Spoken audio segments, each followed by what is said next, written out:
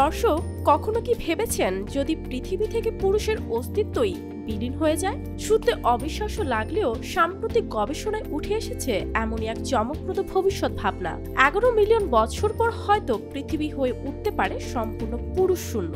মানব দেহের প্রতিটি কোষে থাকে দুটি সেক্স ক্রোমোসোম। এর মধ্যে নারীদের ক্ষেত্রে দুটোই এক্স ক্রোমোসোম, আর পুরুষদের ক্ষেত্রে একটি এক্স অপরটি ওয়াই ক্রোমোসোম। সন্তান ছেলে হবে নাকি মেয়ে এটা নির্ভর করে এই ওয়াই ক্রোমোসোমের উপস্থিতির উপর। 2 বছর আগে প্রকাশিত একটি গবেষণাপত্র বলছে মানব শরীরের ওয়াই ক্রোমোসোম ধীরে ধীরে সংকুচিত হচ্ছে। অস্ট্রেলিয়ার গবেষক প্রফেসর জেনি গ্রেভস জানিয়েছেন গত 166 মিলিয়ন বছরে ওয়াই ক্রোমোসোমের বেশিরভাগ জিন হারিয়ে গিয়েছে। এখন এতে মাত্র 55টি জিন বাকি আছে।